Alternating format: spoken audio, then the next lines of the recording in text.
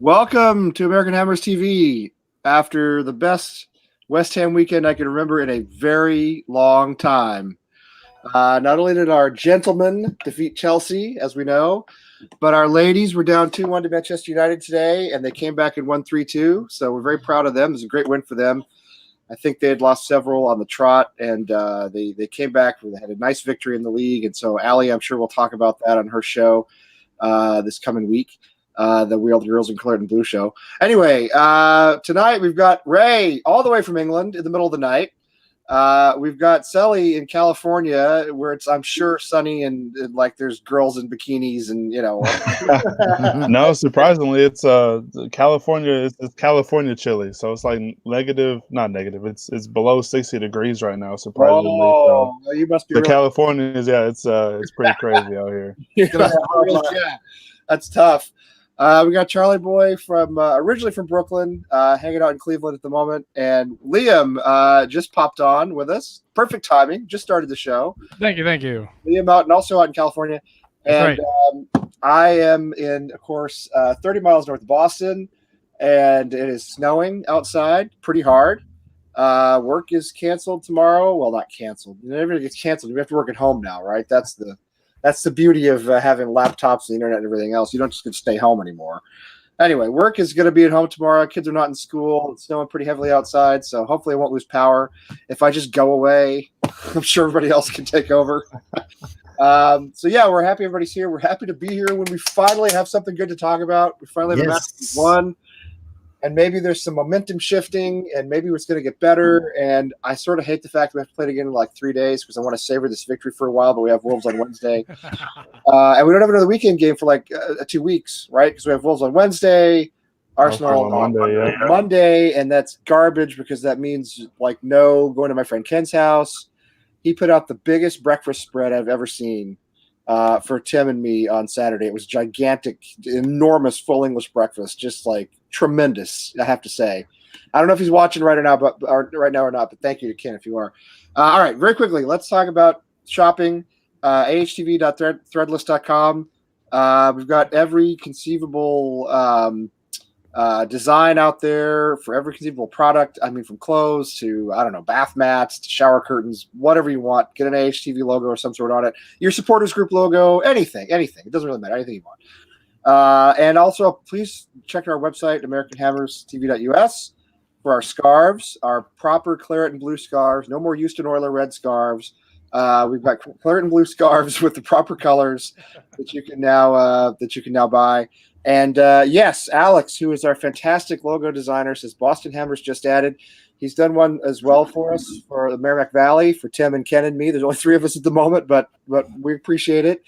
And we're going to BC Iron soon. So yeah, please check out the ahv.threadless.com and check out our scarves. It's good to see my buddy Gabe tonight. He wasn't here last time we were on, so always glad to see my good friend down in Austin. Guys, I mean, what can I tell you?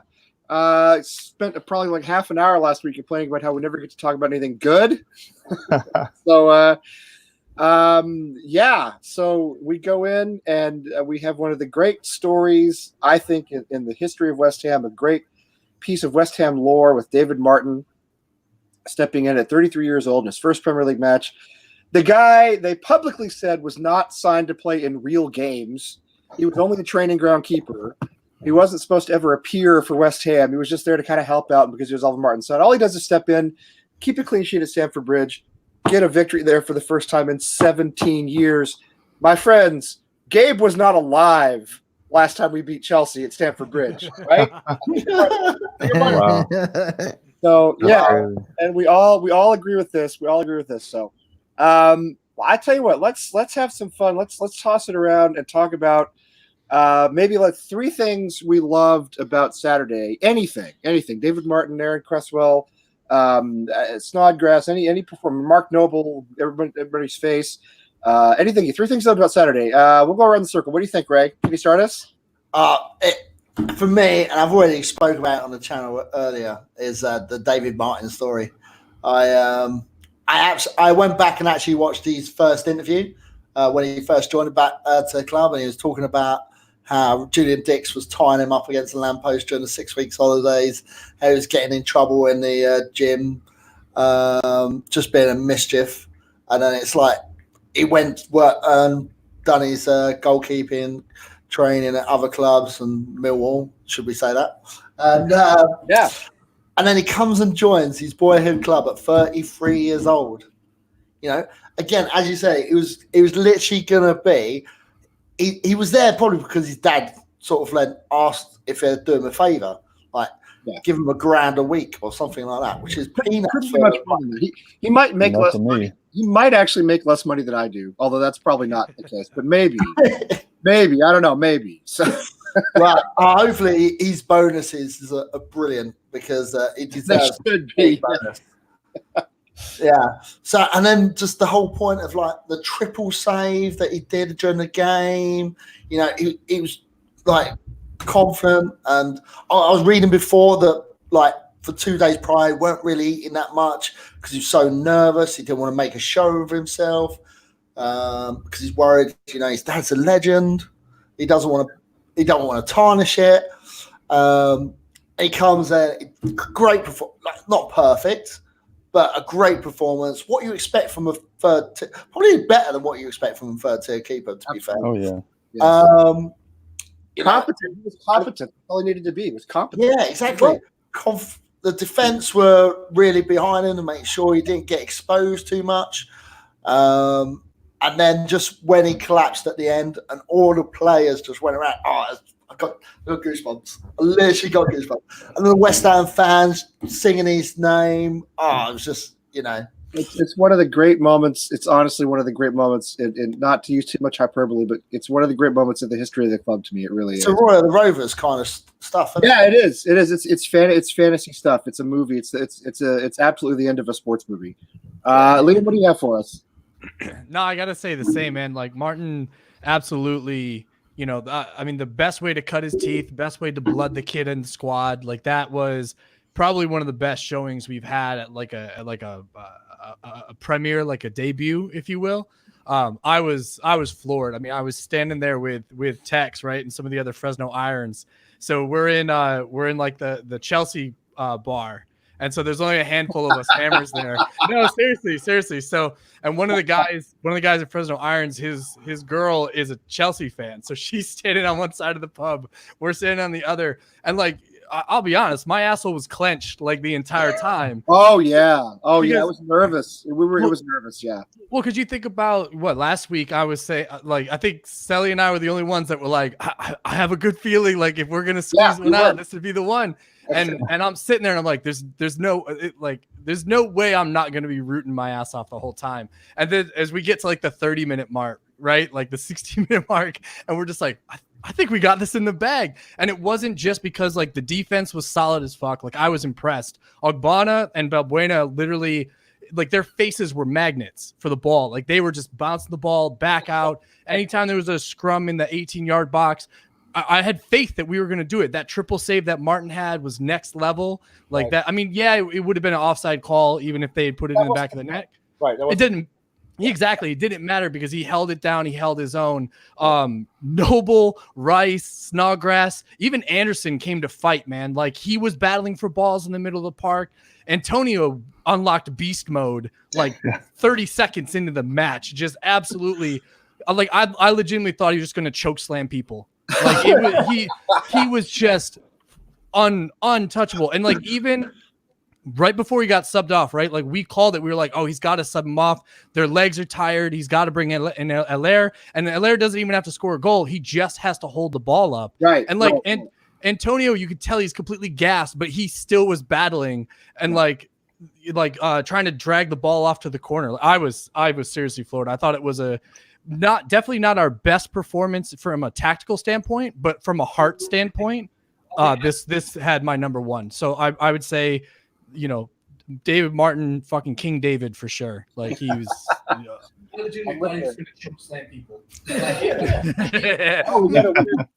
We got a weird echo thing. I don't know what that's all about. Anyway, Sally, give us what you got.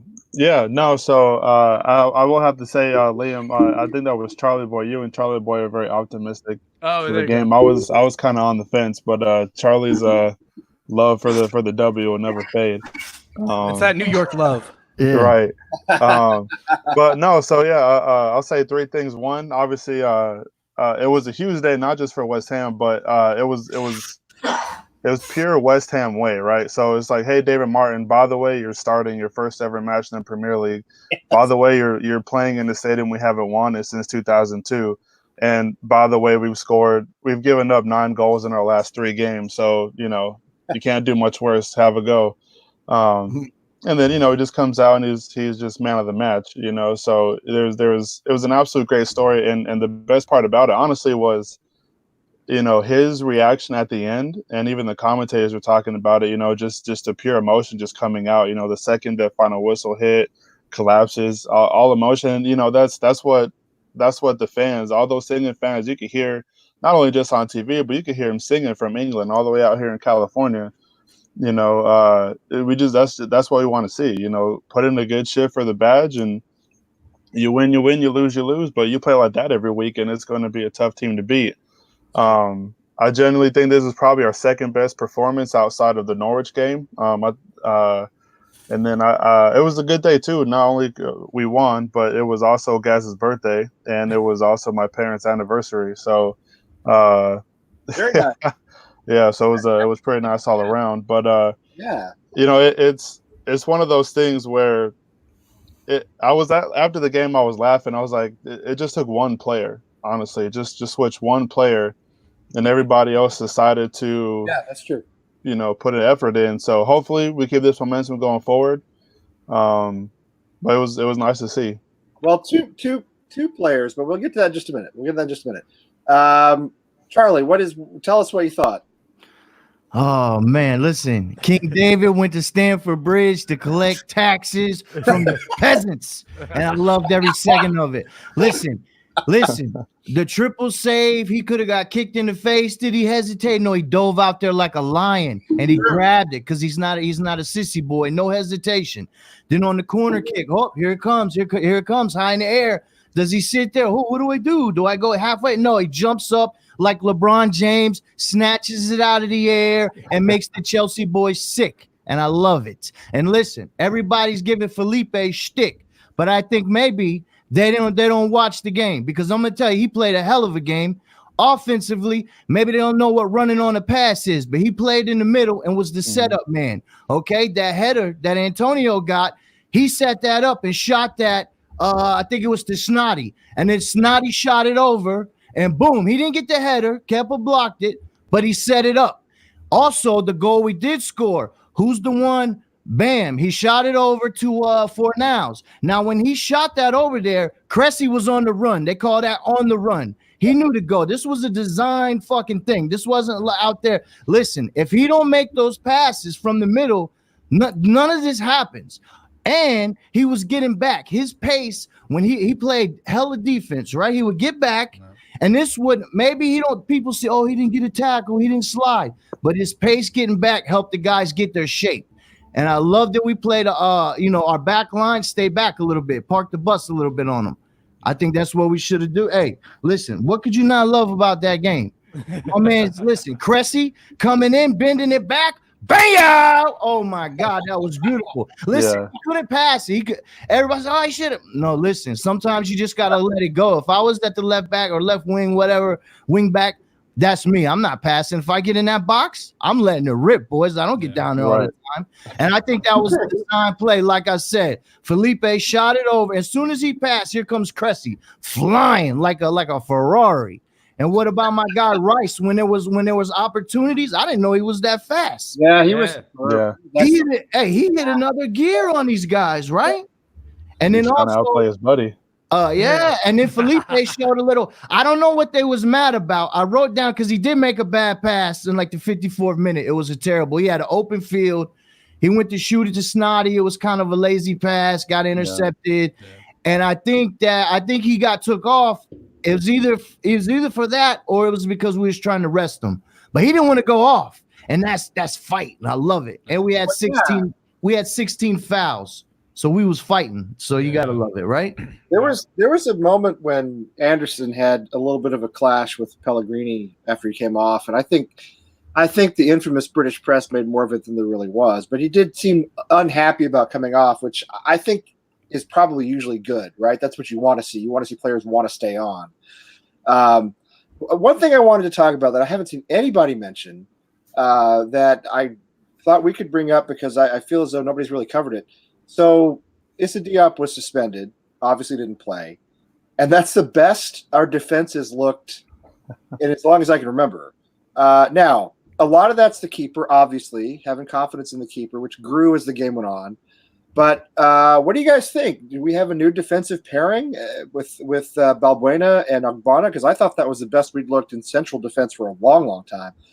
Is it time for Issa to take a few matches off? And do you think Pellegrini will actually keep Balbuena and Ogbonna together? Let's reverse it this time, Trello. Let's start with you. What's your take on Issa and the center backs?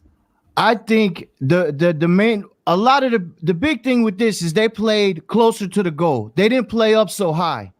And my theory is, listen, if you play a high line, you better be quick, because if not, you're gonna get burnt. And we've been burnt. So I don't think he's gonna run Balbuena. I think Diop's, when he's eligible, he's gonna be out there with Ogbonna. But they both look good. They both I thought I saw literally there was the best showing, but I think that has more to do with the positioning and Martin being back there telling them where to go. The whole thing just meshed. It was beautiful. I think if Diop would have been in there, I think it would have been the same. Maybe not the same, but I think he would have played just as good as Balbuena, maybe even better, even though he has been kind of iffy this year. Yeah, no, I hope so, because I've always liked him, and we need as many high quality center backs as we can get. Obviously, I also thought. Sorry, Tim, but I also thought Fredericks had a great match, and we were talking about this. Tim and I were at Ken's house on Saturday watching the game. I thought Fredericks had one of his best games of the season. When he's on, he's really on. When he's off, he's really off. But anyway, Sully, what's your take on our defensive situation, our center back pairing? I think maybe going into Wolves, you could keep it. I don't see why not, especially just a few days removed from this match. I will say a lot of it probably has to go with the tactics, as Charlie was talking about too, but I'm a little hesitant on Balbuena just because a couple of our worst losses, both in the season and in the cup, Balbuena's been out there as well. True. Now, that being said, Roberto was also in goal for both of those matches, and specifically the Oxford one and some of the ones from this past week. But I don't know. I think Diop will get his spot back. I don't think he has anything to worry about. There has been times, as Charlie mentioned, that he has been a little suspect, but at the same time, I think if they have another clean sheet on Wednesday, then there's no need to change, but we'll see what happens. Yeah. I mean, I would personally keep it. I would keep it the way it is, just for momentum purposes. What do you think, Liam? Well, yeah, I mean, I think you keep a winning team on, right? Because they've got that chemistry, they've got that fight, and to some degree, it's rewarding, right? To say like, hey, you guys, job done, play on. So I could see them running out mostly the same team for Wolves on Wednesday, especially because the substitutions this time I think were far more impactful than what we've previously seen with Pellegrini. So I think he was way more strategic with who he was pulling off. Wally called it perfectly, probably resting Anderson for Wolves, especially if he plans on playing him in the center of the park. Then, obviously you've got that, he's not going to be burned out. My concern might be Antonio, since he didn't pull him out. I think it was like 70th minute. Yeah. So, I mean, it was a pretty good stretch for him. So, if anything, maybe he still starts Antonio, but brings Herrera on a little bit sooner. But I gotta agree. I think the tactics were right this time around. I think we did park the bus a little bit, but not to the point that we were vulnerable in the back. I think that we still kept a shit ton of pressure on Chelsea, and I think that it helped us that Captain America went completely missing in this match. Well, I swear, I mean, that's true. Yeah, he didn't hear his name. No, Captain for sure. Two guys I didn't hear talked about at all: Pulisic and Olivier Giroud. Yeah, Giroud comes off, and I said to Ken, when was he on the pitch? I didn't even know he was out there. I'd never heard his name called once. I agree. If they had started Willian, I think we'd have had a real problem. And Abram. Yeah. that guy did whatever he wanted out on the right wing, and basically we just let him. We just let him put crosses in, and then sort of try to clear them. But I thought, but maybe they got some things around on their team sheet. So Ray, what you think? What's your take on our defensive situation? You got to keep the team as it is. No changes whatsoever. You've got, if you do any changes, it's got to be for the right reasons, and it's got to be because someone's injured or someone's knackered and they can't play.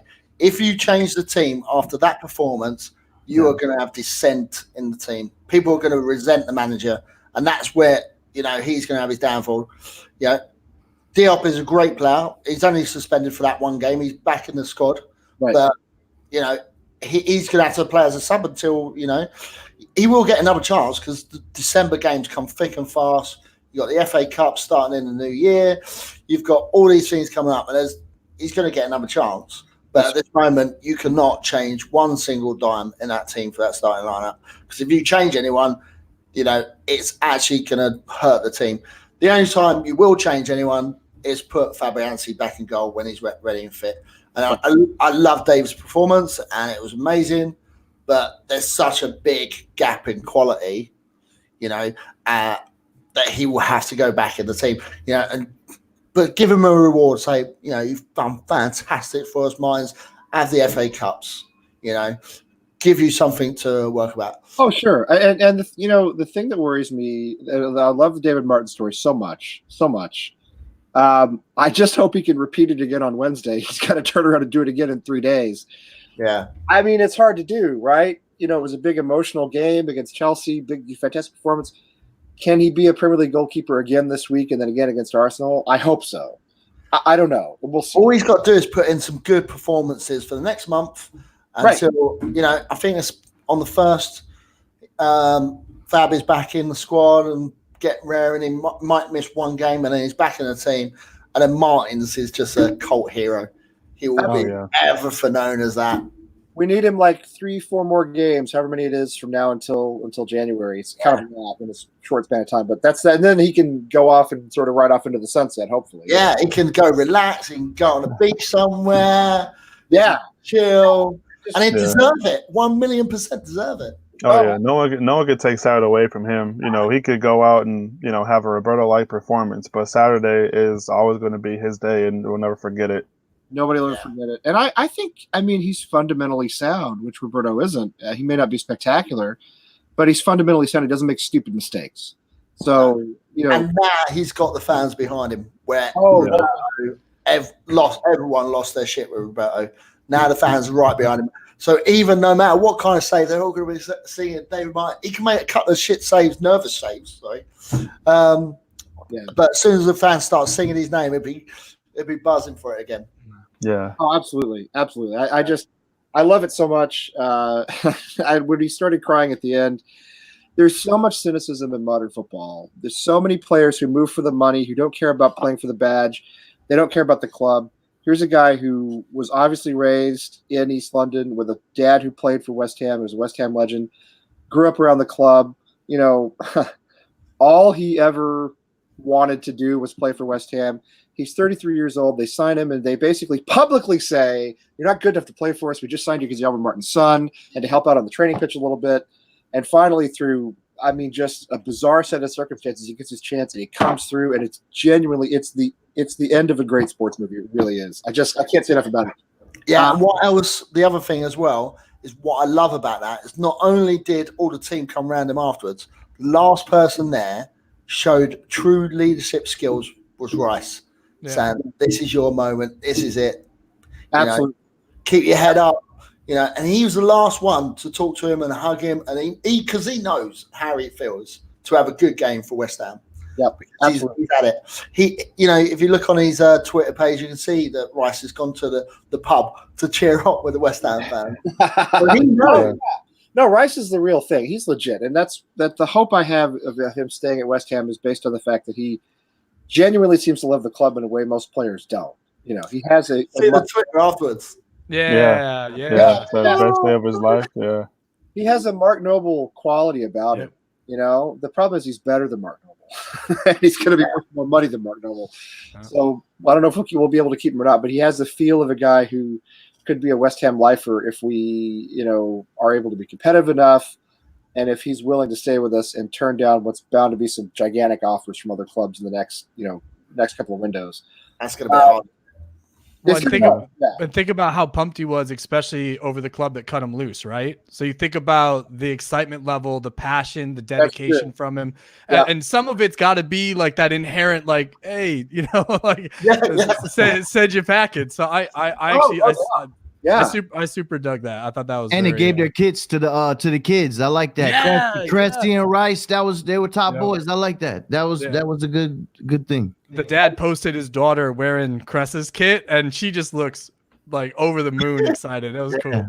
That was very cool. I mean, as a dad, I watch my kid play soccer, and he's probably not going to play the Premier League. He loves to play, but right now he's on level 5 of Chelmsford Youth soccer, travel soccer, so he's got a ways to go. But I mean, I can't imagine how great it must have been for Alvin Martin to watch his son, do it for the old club like that, and in his first Premier League. I just can't get over it. But I want to, without it making everybody wait too much longer, we're almost halfway through. I think we should talk about Pellegrini, right? Because last week we all came on here and we had a discussion about whether, I've been Pellegrini out kind of for weeks now, and I actually kind of still feel that way. Because this one match, as great as it was, I still look back at the decisions he's made over the last really season and a half and question a lot of what he's done. But I'm starting to ask myself now, because we had this discussion last week, if you remember, do we let him manage until Fabianski comes back? Well, here we get Martin in as keeper, we get Roberto out, and we win for the first time since Fabianski went down, and it's starting to look not like a coincidence that the keeper was at the heart of all of our problems. And so I think the question is now, what do you do with Pellegrini? I mean, what do you do? Everybody think of probably 2/3 of West Ham fans or 3/4 you see pulled on Twitter say Pellegrini out when the polls come up. So we've beaten Chelsea. We seem to have solved a lot of problems. The players played with passion and pride for the first time in a long time. What do you do? Stelly, why don't you start us this time? Where are you on Pellegrini? I think you got to let him try to correct his mistakes. I think if anything, any of us at work, if we mess up, you should have that chance to fix it. And I think not only if it was just the one switch with keeper, then you can say, okay, well, maybe, you can still Pellegrini out and everything. But it wasn't just that. He had 4 changes from last week, and the whole team played miles above what they have in the past month. So maybe just one of those things where he finally felt that seat getting hot underneath him, whether somebody on the squad or in the boardroom or somebody's like, hey, you need to open your eyes and fix this product on the field, because you're only going to have so many more chances before people start running onto the field again, that kind of stuff. And you got to come to Jesus with him, right? They brought him. They said, hey, you've got to get some results. And then we started hearing the rumors about Benitez and Howe and Deitch and all these other right. And he was. Did you see him on Saturday on the touch? Yeah, he wasn't even touching his tie at all. Right, he never touched it. Right, he never showed his tie. He was Not once. The whole time. He was he was into it. He was passionate. So I don't think I ever saw him sitting down, to be honest. And that was going to be my next point. Is he was as engaged as you would want a Premier League manager to be. Somebody, regardless if you're fighting for your job or not.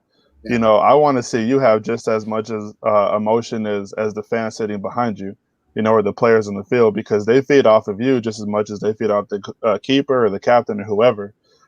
So I mean, hopefully he learned something. I guess maybe you can teach a dog new tricks, but we'll see. So got to prove it. How long do you give him? Do you give him? I mean, would you want him out today or?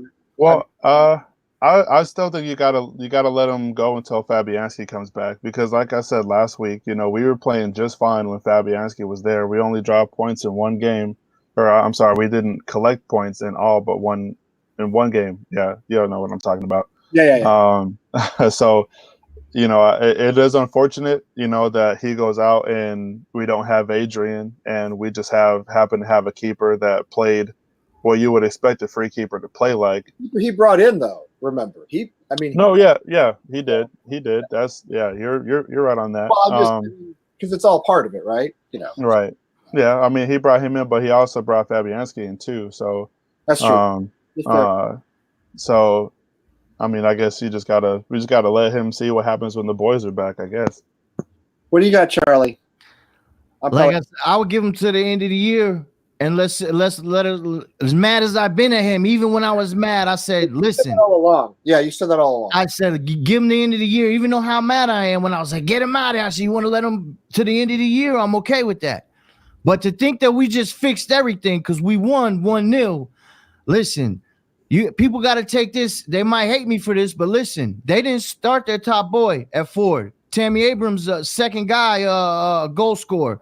He's only 3 behind Vardy, right? And he's played 300 less minutes. They didn't start Willian. They didn't start Conte. Them boys didn't come on. Willian and Conte didn't come on till like the 70th minute. Yep. You know what I'm saying? And we fought like dogs to win that game. So I'm not gonna be like, oh, everything's. This is the same guy that had Roberto. At one time he had Roberto rated higher than Fabianski. So how in the hell did you see? What was you seeing at practice that you was like, yeah, this Roberto guy, this guy's fire right here. Where do we get him to? What was he watching? You understand? So if he keeps switching it up, because my biggest thing was switch it up, show me some passion. He showed passion. He switched it up. So you got to give him, man. He earned his let him. And to be honest, who are we going to bring in right now? Everybody, we need a winger. Okay, you bring in Rafa, you bring in Joe Schmo. We're going to have to pay off their people, right? There ain't no bringing in nobody because they're not calling up Holland. I don't know. I'm about to be pissed about that. I'm going to fight somebody over this. This kid is balling. He needs to be out there on the wing. That would help Felipe in the middle. So, but that's a whole nother thing. But I give him to the end of the year. Now, I'm happy we beat Chelsea. But did we beat the best Chelsea? Their top guy was not. They didn't even run him out there for. You know what I'm saying? It's one thing. Oh, the back line. Gerard's slow. You understand? He's like a horse with no legs out there. He's terrible. I mean, he's old now. But let's just be honest. Let's call a spade a spade. If Willian starts with Tammy Boy up there, this might be a whole different ball game, and everybody's pissed off. But I'm not gonna flip flop. Like I said, I'll get him to the end of the year. And I'm watching him like an eagle with my eagle eyes. I was waiting for him, and you stroke that tie, I'm gonna be pissed off. And it wasn't. I have nothing to complain about, right? So all I can say is end of the year, and maybe he rights the ship. And if he does, that's what I'm hoping. How could you not hope that he does? So that means we're good. Support him because I mean he's what we have. Ray, what are you thinking? So I was Pellegrini in right up, and I remember getting stick off you boys until I think it was the Newcastle game. And when you saw the tactics against the Newcastle, and we just got lobbed over the ball, Zabaleta was too slow, and every fan said exactly what was going to happen, and he didn't see that. Yeah. And I was just like, he's done. He's got to be out. It's like we're on this losing streak. He doesn't know how to change it. We're fucked. And then we had the Burnley game, and I was like, I'm done. I'm out. I'm done. Tottenham was a free pass because we still played bad, even though it was 3-2 in the end. But Mourinho effect, the new manager, all that kind of jazz. You kind of give him a free pass against Spurs. So after Spurs, I was like, we've got to get rid of him. We've got to get someone else in. We've got to get Eddie Howe as the person I wanted in. Now, he saved his job basically with that one game. So he's got a lot to thank Martins and the rest of the team. He's made the changes. He's done the tactics. The subs were better, but it's got to continue. He can't take a step back. How many more games do you give him? Like the next 2? Well, what do you need for the next 2 games? Let's put it that way. We got Arsenal. But who are we playing against the next 2 games? We're at Wolves and Arsenal. Wolves, Arsenal, Southampton. I'd probably give him until the Palace game, and if he's dropped, I'll give him past on Leicester because Leicester's playing out of their skin. Oh, they're incredible, right? Yeah. If he's not sorted himself out and the team and the tactics and got everything right by the time the Leicester game, we've just got to cut ties, get in the man we want. It's got to be someone that's good like Eddie Howe. Yeah, there's no point getting anyone's shit. Pardon my French. Yeah, otherwise the other complication. Actually, you know what? Let's. I'm sorry. Let Liam. Go ahead. Tell us what you think. No, I mean, you guys know I've still been Pellegrini in, and I think everybody across the board is kind of questioned on it. I think he did great with the game. I think that he had to finally learn what I'm guessing Frank Lampard learned on Saturday is that you have to adjust your tactics. You cannot rely on your name. The biggest criticism that people have had of Frank Lampard this season is that he does not adapt his tactics to the teams that he's playing. He learned that lesson. I think Pellegrini has learned that lesson over the last several weeks, that teams are not going to just bow down because he's Manuel Pellegrini and he did fantastic in Spain and that he's won the league with Man City. He's understood the fact that this is West Ham, that the football is changing. It's not the same football that it even was a year ago or 2 years ago, especially not the 4 or 5 years ago when he won the league. So I think he learned that. And I think that we could see that with the fact that he not trying to still keep Antonio on the wing, not trying to keep Alerso up front. He recognized, look, Antonio's going to battle. I need somebody that's going to battle, put pressure on that back line. So he kept Antonio, right? Obviously he had to put in Balbuena. He didn't do what I thought he was going to do, which was drop Rice to center back. I think a lot of us were thinking that might have been a possibility as well. Yeah. So, and like I said earlier, he made impactful substitutions. So I think that whatever lesson he needed to learn, he learned it. And I'm sure some of it was the whole rumor mill running, Daily Mail every freaking day talking about some new coach that is trying to re-up their contract with the club that they're at. You might be interested in West Ham. And let's be honest, fellas, like if I had told you beginning of last season that the Manuel Pellegrini, Sean Dyche, and Eddie Howe were in the running for our club, who would have picked Dyche or Howe? None of you. We all would have said Pellegrini. So it's like, look, I get it. I might have picked Eddie Howe. I'm serious. I'm not joking. Yeah, I would have picked Eddie Howe. I might have picked Eddie Howe. I wouldn't, because it's like I said, defensively he doesn't thrill, and I think defensively is where we're struggling right now, right? Like we did fantastic this past game. Martin in goal is great. I think him having a fantastic showing gives us a number 2 keeper that is going to be fine with being a number 2. So we can have Fabianski for the next 2-3 seasons, continue to develop Martin, give him games in the FA Cup, Carabao Cup, whatever. Give him minutes, give him confidence, boost him up. So by the time that Fabianski does move on or he's not doing job done, now you've got that backup keeper that, like we said, is already a legend because of the performance on Saturday. So I got to say, I mean, unless we're sitting deep in relegation zone, I'm giving him till the end of his damn contract. Let him see out this project. Yeah. Go ahead. I have one question for Charlie. Kind of based on what you were talking about with the Chelsea squad collection. I guess everybody can answer as well. Because Liam kind of did make that point where Lampard doesn't adjust his squad based on who he's playing. Charlie, do you think that Lampard was picking his squad today to make sure that he was good to go for Wednesday? I think that they played Wednesday. They got a day and a half, 2 days rest, if you want to call it that.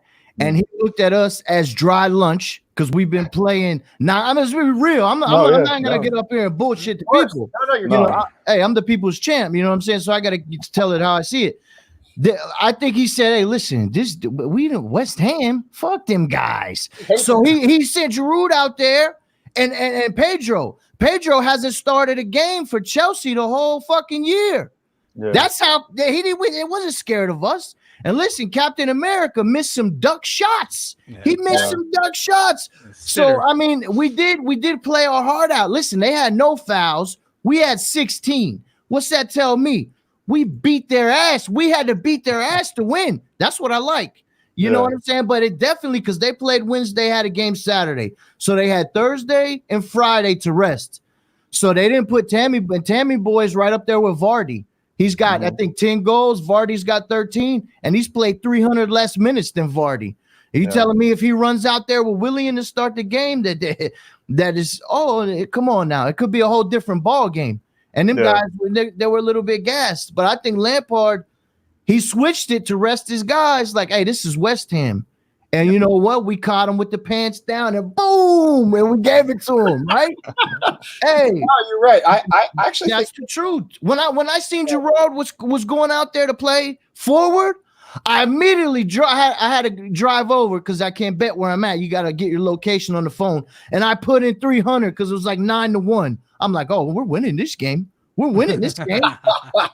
You're gonna run that bullshit out here? Let's go. Hey, I definitely for you guys.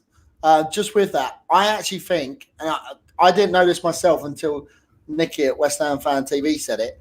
I reckon Lampard was playing thinking that Roberto was going to be in goal. Oh, that as well. I left And that that's out. why, you know, he put the big guy out there to get the headers because he knew the goalkeeper's not going to come out and get it. Right. Roberto, where it's a different story. So I think he was actually trying to be tactic and do all that kind of stuff, you know, and maybe help rest some players. But again, he's got his pants pulled down, and it would be him learning as a manager to not just take it like that. And Pellegrini attacked him for once, and that's brilliant. And that's what I want to see.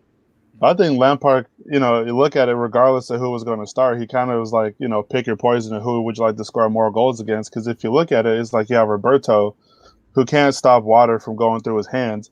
And then you have David Martin, a guy, 33, never played a single minute in the Premier League. You know, so I mean, Chelsea, you know, kind of devil's advocate, no matter who they have out there, Chelsea is Chelsea. They're going to have some quality players.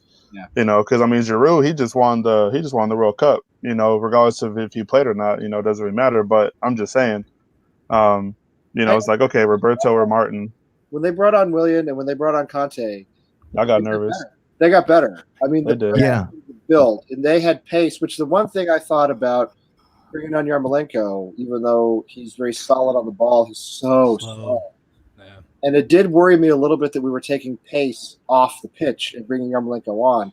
And Willian, to me, I don't think we could have stood. If he had been out there for 90 minutes, I don't think we could have withstood the pressure. It would have been different. It would have been a whole different pressure. He bossed us those last 15 minutes. We just soaked it up. At that point, we didn't have to try to score, right? Because we were already ahead. Yeah. We could park the bus, or as Ken said, with us, it's more like a minivan.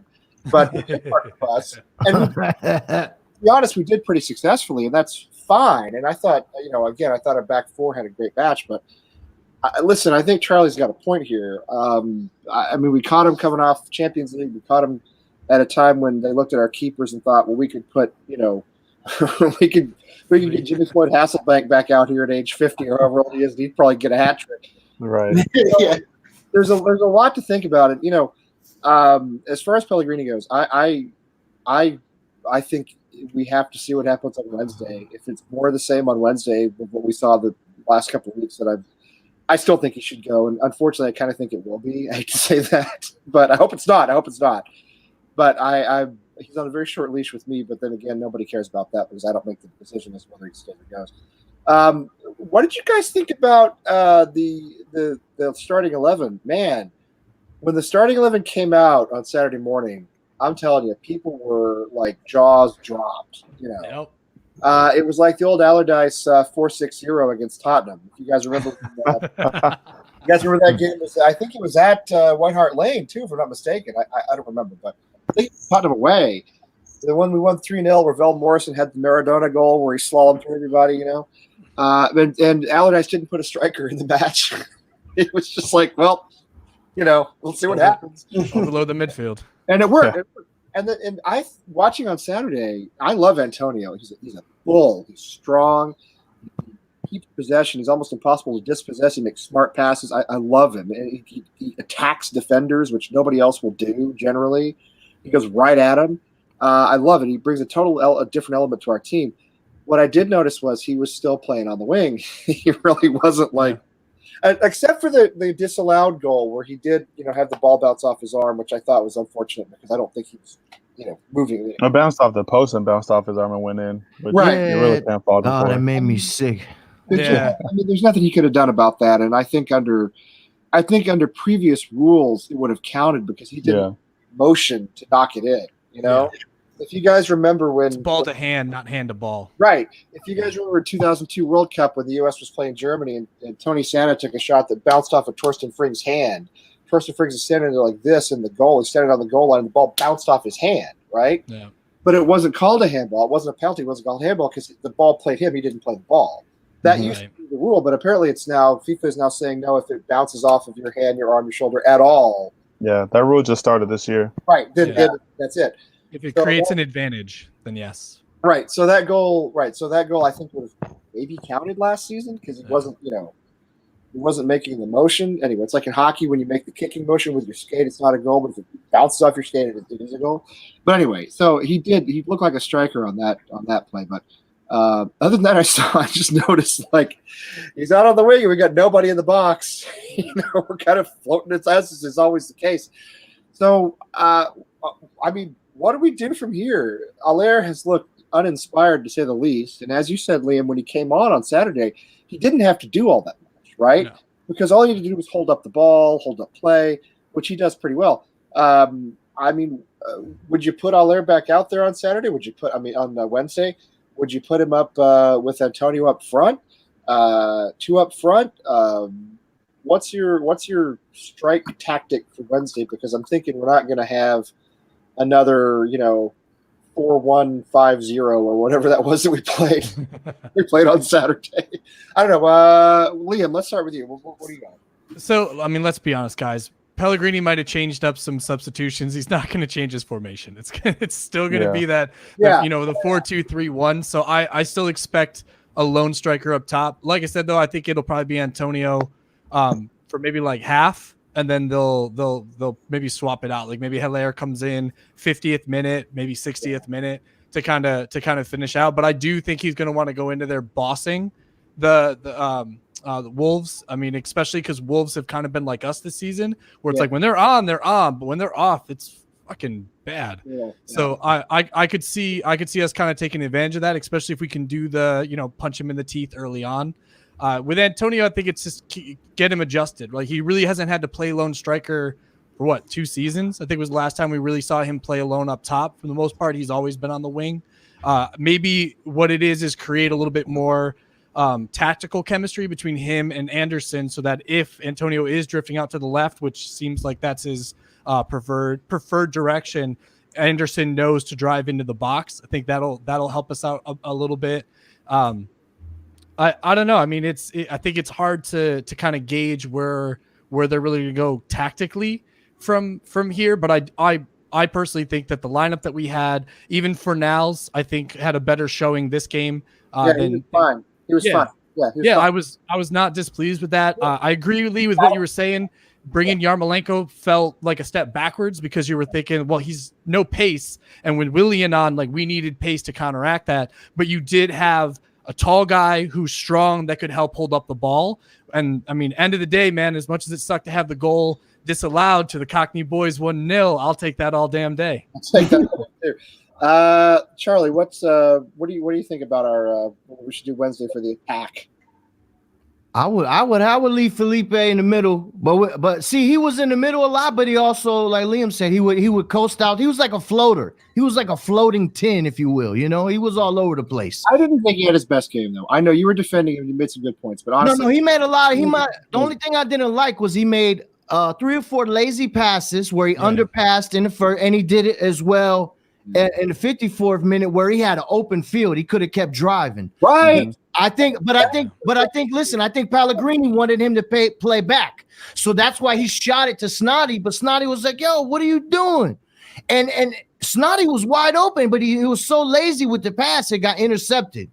But the thing of it was, when he was in the middle, he shot it to Snoddy, and then boom, we shot the cross. And remember last week I said, if you don't have pace, you got to whip the ball, bing, bing, bing, to eliminate that. And when he shot it, then he winged it in. He got the header, didn't go in. And then another time he was in the middle, he kicked it to Fornals, and Fornals without hesitation. It was running on the pass. Cressy was coming.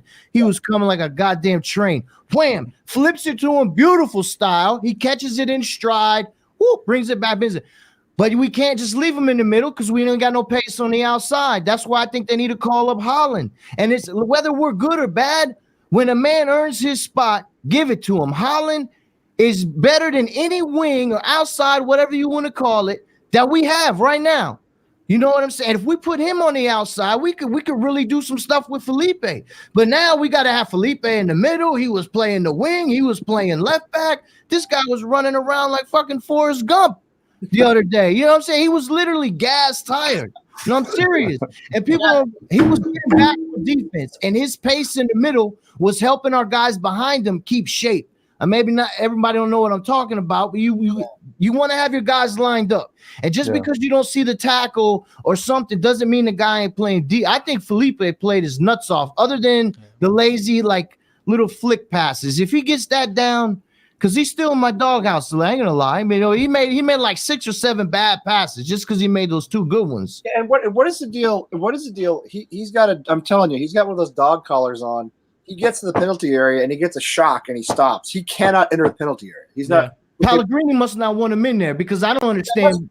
Because clearly there's like a leash, and and he just stops. There was one point when I thought he could have gone thundering down the wing, which we never ever do, and instead he stopped. He passed the ball back into the middle of the pitch, and I think we ended up losing possession. But anyway, Ray, I want to move to you. What's your take on what we should do up front? Try to score again against Wolves.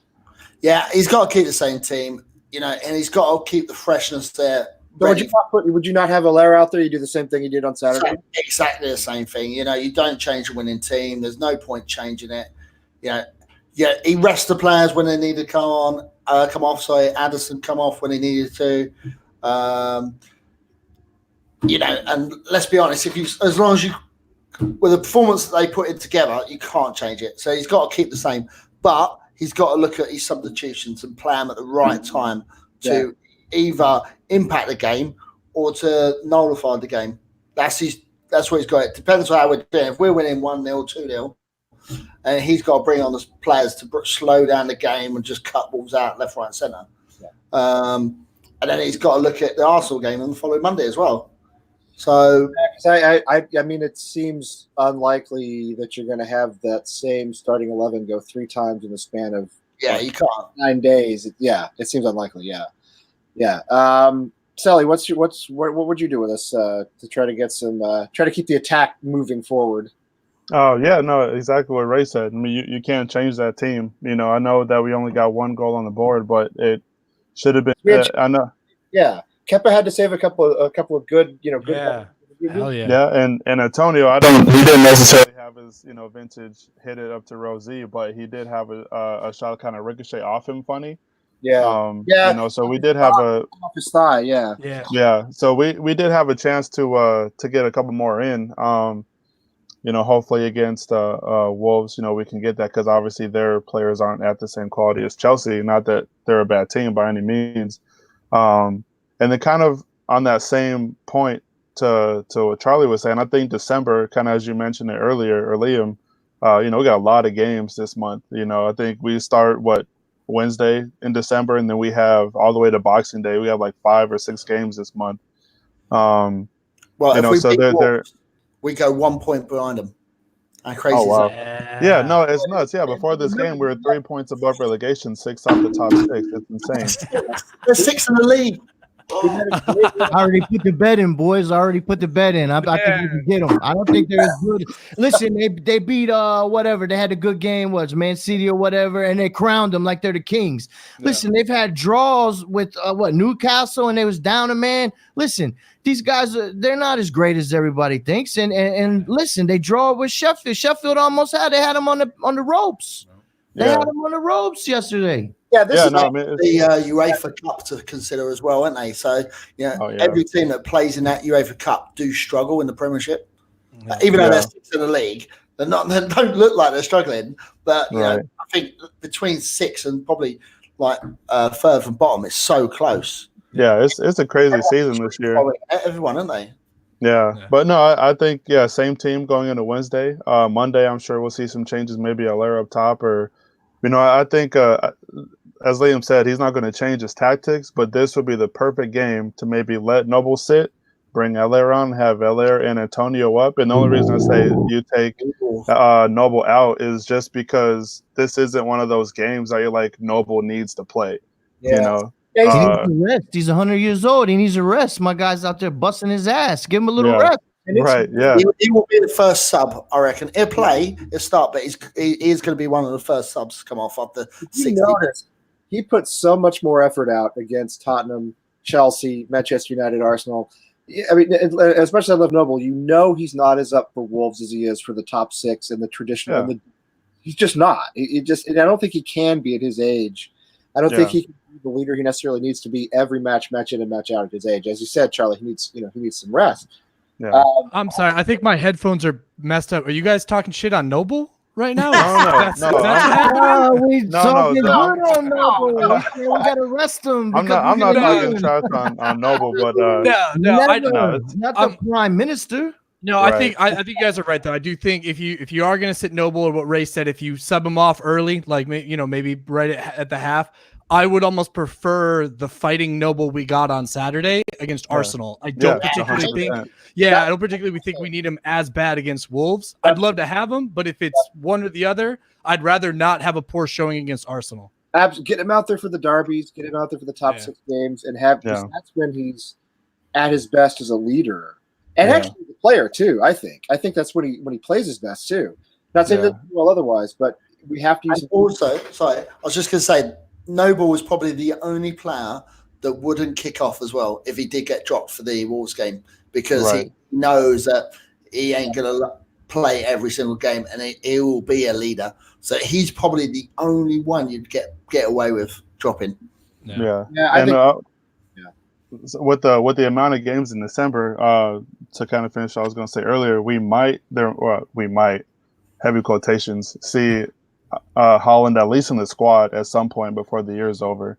Because not that he's going to play or anything, but just to have him in there, because like you said, we don't really have. I'm putting a call we don't have and he's pace, playing. we just don't have wingers, right? I'm gonna call up there and be like, look, if you don't get Holland in there, we're gonna come up there and talk to you. You understand what I'm saying? Right. Listen, we can't be putting Yarmolenko out on the wing. The man is like molasses falling from a tree. It's so slow. It's terrible. Come on. The guy's in there whipping it around. He's fast. Get him in.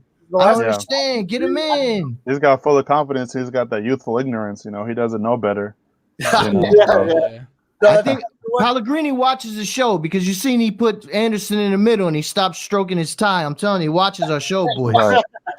You know what it's called? It's called the triumph of the uncluttered mind. It's a great. It was great. There was back in 1974 when the Dallas Cowboys had their Thanksgiving Day game. Roger Staubach got injured, and a quarterback named Clint Longley came in and he led them to a big comeback win over the Redskins. They were way down. He led this big comeback win over the Redskins. It was his first ever NFL game. I'm not sure he ever played another one. I'm not sure he ever played again. And when I think it was Blaine Nye, one of the Cowboys players, said it was the triumph of the uncluttered mind. Had no idea what he was getting into, right? He just steps. It's a little bit like David Martin. You know what I mean? Yeah. Just go play your first Premier League match at the age of 33 for your dad's club. Just go do it. Yeah. He didn't really. I don't think he thought about the pressure. He just went and performed. So. Right. Sure, Nathan Holland. Maybe he can do that for us. I think I would love it. I'm telling you, I'm putting my name on the line, boys. My whatever. This kid he's the guy. As they say, he's the mustard across the pond. This guy's the mustard, the fucking ketchup, the oregano, the pepper. He's all them shits in one. I'm telling you, this kid. He can play. He can play. When you earn your spot, whether we're good or bad. He earned it. What else are you going to do? And they say, oh, well, we don't want to call him up because we're too bad. What? That's when you call him up? Right. What do you mean? We're going to scare him because how bad we are? What the fuck are you talking about? Call him up. Get him running down the wing. I want to sing the Nathan Holland song. Call him up. They're going to make me come down there. I'm telling you. Especially when FA Cup starts, they're going to have no choice sooner or later. Yeah. So better to blood him against Wolves. You know what I mean? Right. Instead of throwing him in an FA Cup match. I would like to see him on the bench against Wolves. I would. Yeah. In the team against Wolves. Little 10 minutes, 10, 15 minutes. Not starting, 10, 15 minutes. Or Southampton. We have Southampton maybe after Arsenal. That's another great match to get him, get him a run out. All right, we only have a few minutes left. Let's do predictions, even though, as we know, it's stupid to do predictions before you know starting 11s and everything else. But given our form and where we are and what we're doing, let's talk about what y'all think is going to happen on Wednesday. I hate weekday games, by the way. I hate them. I hate being at work, which I'll be at work on Wednesday. And I hate that we have two coming up, which just, I don't know. It frustrates me because there's nothing I can do about it. But anyway, so Wednesday afternoon for 2 nervous hours. While I'm sitting in the office pretending to work. What's going to happen? Ray, we'll go around the circle. Ray, what do you think? See, I'm in two minds. I'm literally think it's going to be a tough game. It's going to be close. I'm edging towards a 2-1 West Ham, but I can see it being a 1-1. Yeah. It's going to be close. But fuck it, 2-1. Come Kwani hammers. There you go. There you go. There you go. That's what I'm talking about. What do you got? What do you got for us? I got to go 2-0. I'm going to call Martin for the shutout. 2 games in a row puts his confidence at an all-time high going in against Arsenal, which I think that one will be a 1-0 to the Cockney boys. But I'm going to call it 2-0 because I think that Antonio absolutely gets his goal and it won't be called back. And then I don't know, man. I'd love to see Snotty put another one in the board. Like I think that dude just is through the roof in these last couple of weeks. Even when we were down, I think he was the man that was up for the fight. He's the dog in the fight. So hard. He's worked so hard all season long. I tell you, the 2 players to me who've impressed me the most, even in our bad stretch, Snodgrass and Ogbonna. I think Ogbonna's played some of the best football of his career. Quietly, right? Quietly. Yeah. He's been superb. He's been superb. Anyway, Charlie, what's your take on when? Well, like I said, I already bet on them. I already put the bet in, so I can't go with a draw, right? You got to win. So I'm going to say, listen, they've struggled against teams that fight, right? Teams that put pressure and they give you some elbows and get greasy. Listen, if we go out there and do 16 fouls, good clean fouls, I might say. Of course. I think we got a shot. Now, no disrespect to their guys, but listen, I think they got all that hype off of one game.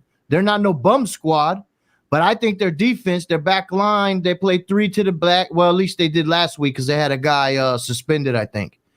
And they was getting crosses in, right? So Sheffield had them on the fucking ropes. You're going to tell me we can't get them on the ropes if we come up with our right boots on? Yeah. Listen, I say 3-0.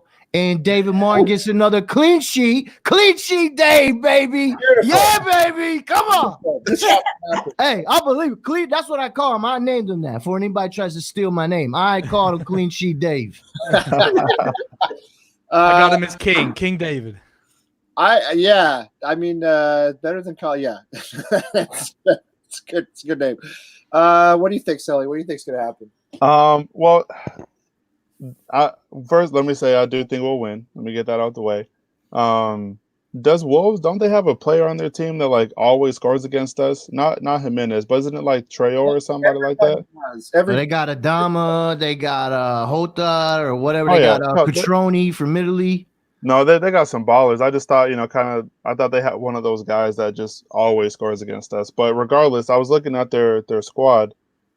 And they didn't make any substitutions on Saturday. They had the whole 11 for the whole 90 minutes. So that is curious to me. That's incredible. That's almost unheard of in a competitive match. I mean, yeah. So if they trot out that same starting 11, I think that's an upper hand to us.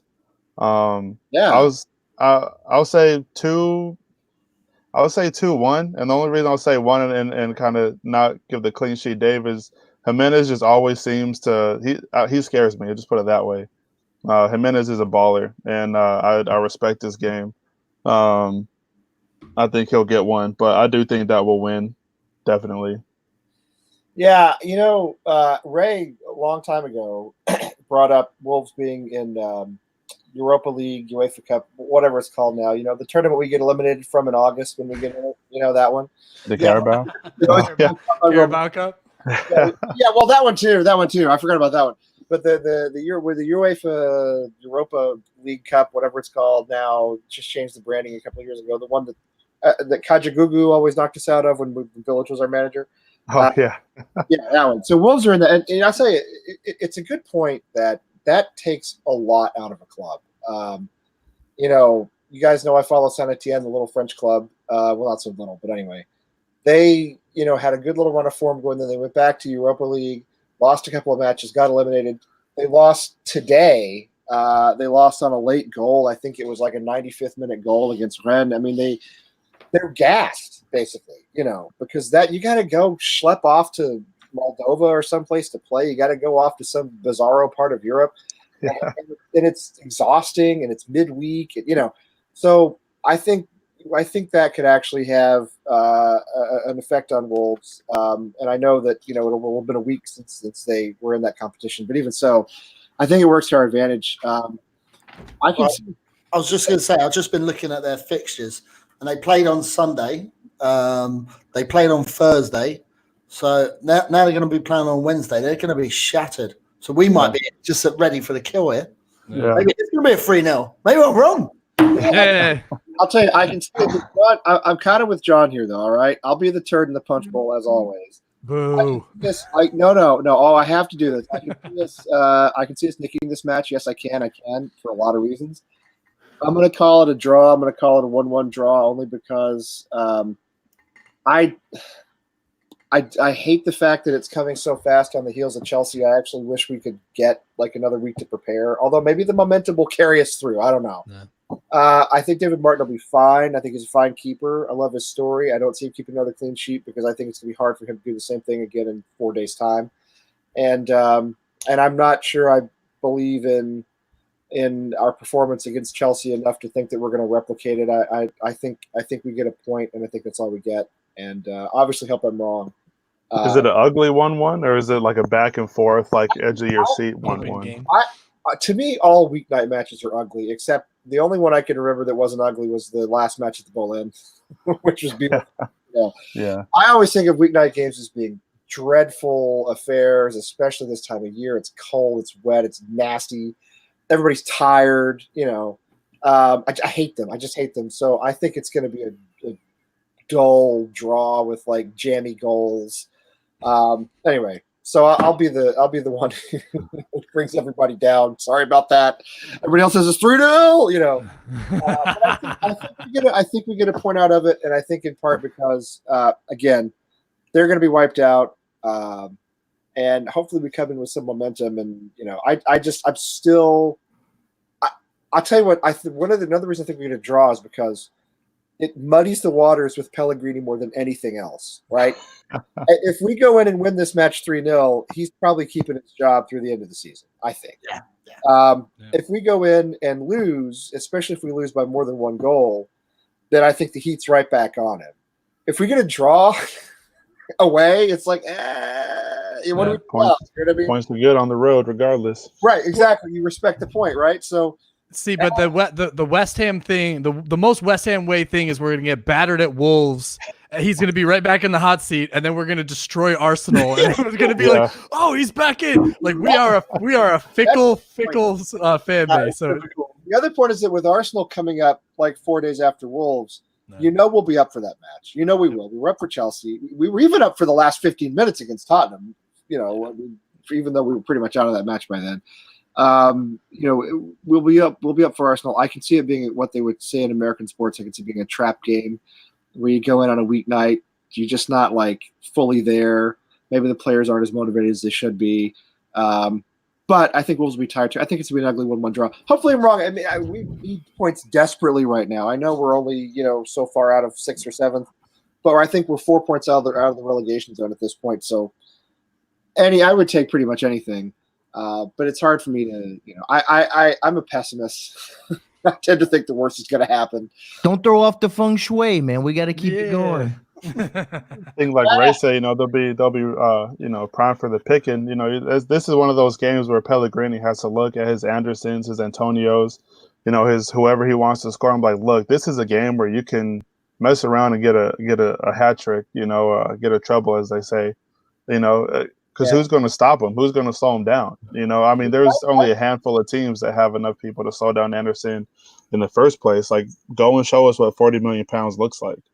I would put pace out there too, Sally. Put Masuaku out there too. I would put speed out there. I wouldn't have Yarmolenko in the starting 11. I would come at him with speed and with Antonio's total just balls out the way he plays.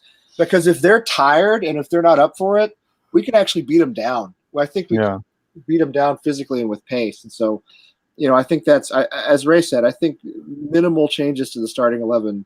Maybe, as you said, maybe you take out Noble, maybe you put Aller in up top. Minimal changes to starting 11 because, pace and you don't want to ruin that. Pace and physicality could actually win this for us if they really aren't up for it, which I think they might not be, because that UEFA Cup, man, it is a poison chalice. It really is. So brutal. I've obviously I haven't followed really West Ham through it very far, but I've followed Southampton for a few seasons, and it's just hard. It's like the Club World Cup. It's like it's a waste of a game. Like who Yeah. cares about that?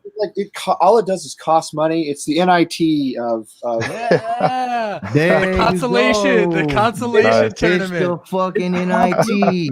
That's Damn. what it is. You hit it right on the head. Ray doesn't know what we're talking about, but in college basketball, you have the NCAA tournament, which determines the champion, the national champion. It's a one-off, like the FA Cup. It's the end of the season, and you play. You have to win every game to win the championship. And if you don't make the NCAA tournament, you make what's called the NIT, the National Invitational Tournament, which is for everybody else, right? So it's like Yeah. if you do the NIT, Is that where you get a badge just for entering? Yeah, it's the participation award. It's a Yeah. participation fucking tournament. Is what it is. It's basically for everybody who finished between like 7 and 10 in the table. Let's put it that way. Right. Exactly like Europa League, because you have the Champions League, which is your NCAA tournament, and whoever wins it is the champion of Europe. You have the Europa League, which is like, you guys, like, this is the mid-table club, consolation round championship, and so you can go off and like you're gonna have to go to like Romania, you're gonna have to go to Ukraine. Some farm in Germany. There's some nice Romanian girls out there. Don't knock it. Yeah. I remember there was a while ago. West They're Ham watching played, right now. Hey Ray, you got them. Hey, Hey, they're watching right now. They tuned in for Ray. They can't handle it. If you like facial hair on your ladies, then yeah, absolutely. No, there was a while ago. I think actually it was Romania, one of those small European countries. West Ham played an away game, and one stand at the stadium or one side was just a stone wall. Like it was really nice to look at, but they had a huge. They had their scoreboard on there, but it was just you had 3/4 of a stadium with seats, and then you had this stone wall. It was pretty cool, but yeah, it's random. I love the grounds you get in the less prominent countries in Europe, football countries, because you get like the one part of the ground is just a stone wall. Yeah, The see pitch if I is can find it. the pitch will be like in one corner of the stadium, and there'll be like a track, and you know what I mean? There'll be like something for like dog fighting or something around, or there'll be there'll be like a gigantic stand on one side. This side will be like 2 rows of seats. I mean, and if it's a club you can't spell or pronounce, There's how you know. way too many consonants. You're like, there's just no way. There's like 7 K's in the name. Yeah. And and 3 of them are backwards, and that's how you know you're in Europa League. So, so hopefully Wolves have a Europa League hangover. We'll see. Anyway, Just on another point, I yes. think Arsenal's there for the taking as well. So we Oh could yeah, Oh 9 yeah. points in the next 3 games, and that will put us. That's got to be putting us in like top 6 position. How crazy is that? Gabe. I don't know if Gabe's still watching, but Gabe made a good point that we highlighted earlier. Arsenal sacked Emery. If they haven't appointed a new manager by the time we play that match, I really, really like us in that game. Yeah. Yeah. It's a caretaker manager for now, and it's just keep the boat from sinking. But they're not gonna go in there with any big name tactics. They've got you in there. He was, of course, he played for us briefly, but he's a legendary player for them, I guess. I don't know. But yeah, you're right. It's not a Mourinho situation where they're going to try to impress him. They've just got a caretaker in there. They're an absolute shambles right now. I mean, not compared to us, but by their standards, they're a shambles. I'm with you 100%, Ray. I'm with you completely. I think if we can get through Wolves, if we can nick 3 points at Wolves off of them being tired, I think Arsenal, who are also, if I'm not mistaken, in Europa League, are they not? I think they are. Yep. I think that, they're absolutely there for the taking. Absolutely there for the taking. I love that matchup, and I wish it was on a weekend. Yeah, so we play Arsenal on the Monday, the 9th of December. Then they've got the UEFA League on the Thursday, the 12th. Now they might not be putting out a full squad either. No, because they're going to want to win that because that's their route to Champions League. Yeah. Mhm. That is their Champions League. They're not getting through anything this year. If they haven't We got won, them 3 points. I mean, I think John's question is valid. Does it give them extra incentive if they haven't won by the time they play us? I mean, on the other hand, Ray, your point is good. Their route to Champions League is they need to win the Europa League, which they went the final last season. Did they not lose to Chelsea? Wasn't that what happened? I think. Yeah. Yeah. So I mean, they need to concentrate on that, and I think Ray, I think Gabe is right, and I think you guys are right. If it's still a caretaker manager, if it's still Ljungberg, he always struck me as kind of a dork anyway. If he's still the caretaker manager in a week's time, I love us in that game. do. But which is why I hate the fact that we get this stupid Wolves match stuck in the middle of the week. I just feel as though if we could steamroll into Arsenal, we have a lot of momentum. But we'll see what happens. I can't wait to watch Arsenal fan TV after we beat them. All right, blood. See here, blood. All right, fam. You see here, blood. All right, blood. See, we were up for the game, blood, fam, blood. Oh man! But I'm going to tell you something right now, though. I think the worst fans in the Premier League are at Chelsea.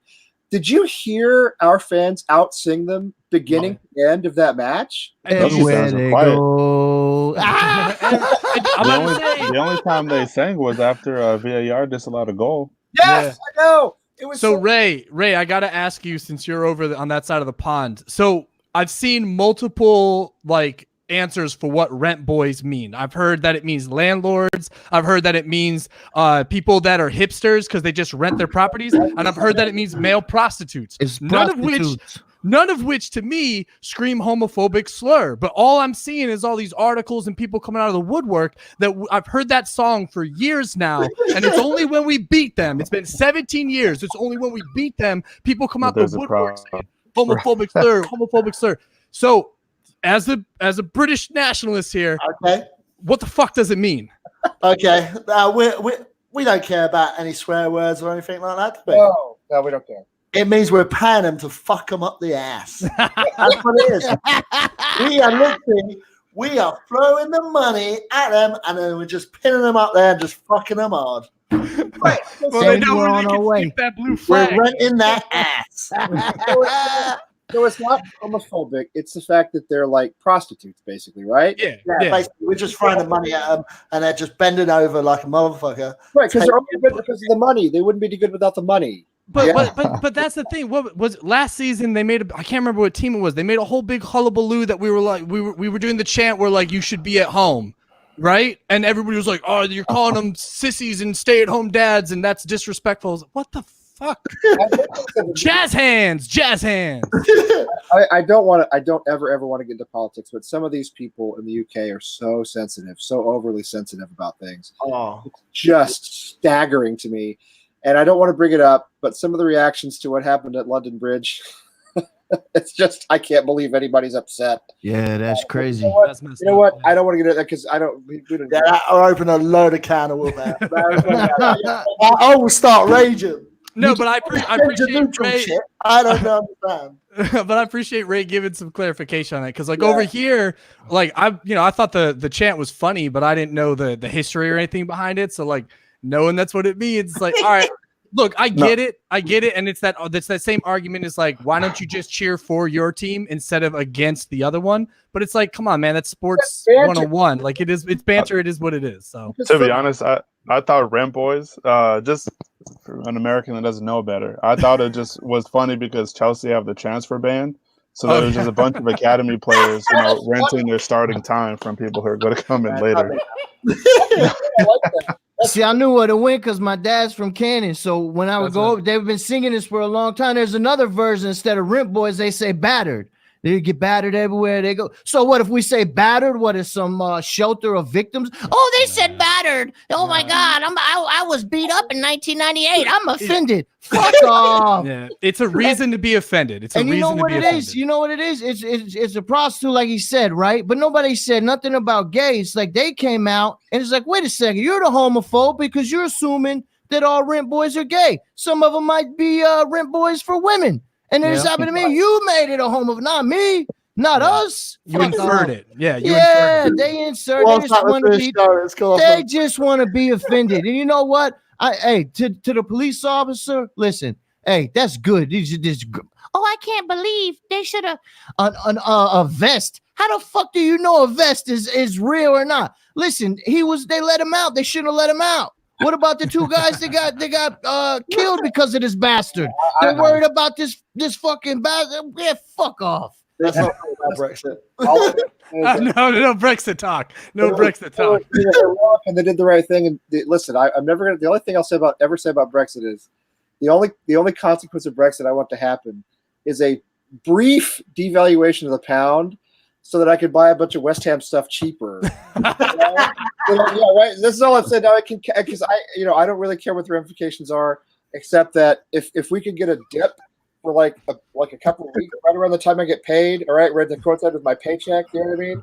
So I can go on the mega store and buy like all the shirts and everything. Then it can go back up and be normal again. That's all I want from Brexit. Yeah, but like what Charlie said earlier, West Ham are that savvy. They'll only put the prices higher. Yeah, right. Yeah. I went on there to buy a kit. It said Euro like 44 on sale for 55. Wait a minute, the price goes up on Black Friday. What are y'all doing over here? What do you mean? It was 44, but now it's 55. Hold on, that's not a sale. Shop. Roberto's in charge of the club shop. That's what it is. That's what it is. And then I got to pay the international fee, boys. I thought I got a good deal once, and then boom. I No looked at my savings. statement. I said, "What the hell is this international fee?" I thought the UK was our cousins. Bullshit.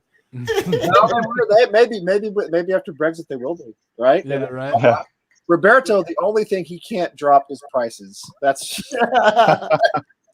why he's in charge of The new team store slogan. Yeah, he's Right. got to carry Oh, David yeah, Martin's right. bags the rest of the year. The rest of the year, he's Shine got to his- carry Dave's bags and shine his boots. Boots. Yeah. Like he said on Goodfellas, go get your shine box. Roberto, go get your shine box, buddy. What happened to that guy? Though? Yeah, I don't know. That Billy Bats didn't turn out so well, and that was a great line. Go get your shine box. That was a great line. Until Joe Pesci pretty literally wiped the floor with him. Right. David Martin is Joe Pesci. What, like Rita Retner funny? What do you mean? Yeah. I'm funny how? Why- Funny how- I'm a clown. I amuse you. All right, I do not have to make the boys' lunches for school tomorrow because there is no school tomorrow. However, it's about 20 minutes after 10 here in snowy Boston. It's something like 4 a.m. in England. I don't know what time it is, Ray. Yeah, sorry, Ray. Ray's up all night as always. In California, it's always sunny and like 5 o'clock in the afternoon, and there are beautiful women everywhere and martinis, and I know you guys live that way. Hey, man, we love it. That's why. Yeah, I know. Believe me, I know. Trying to get my niece to go to school in California. She's a junior in high school. Nice. So we can start the progression of the family all moving to California. Anyway, but I want to go ahead. I Sorry, was just saying, we always got room on the Fresno Irons, man. Come on over. I want to go to Fresno. I really do. With the way I really want to go visit you in Fresno. So we'll make it happen one of these days. Nice. But anyway, Ray in England, Liam in Fresno, Selly out close to Sacramento, right? Yep, yes, sir. Yep. And Charlie Boy from Brooklyn hanging out in the garden spot of Cleveland, Ohio. Oh, it sucks.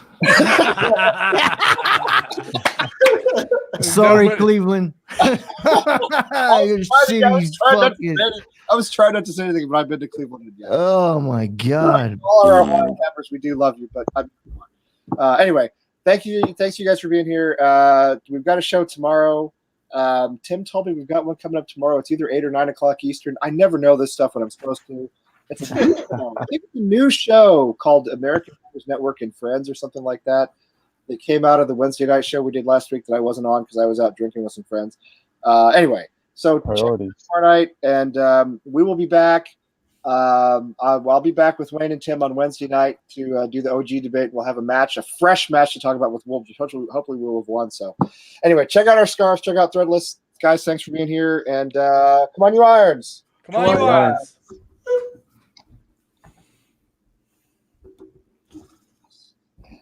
And see you later, all you Red Boys.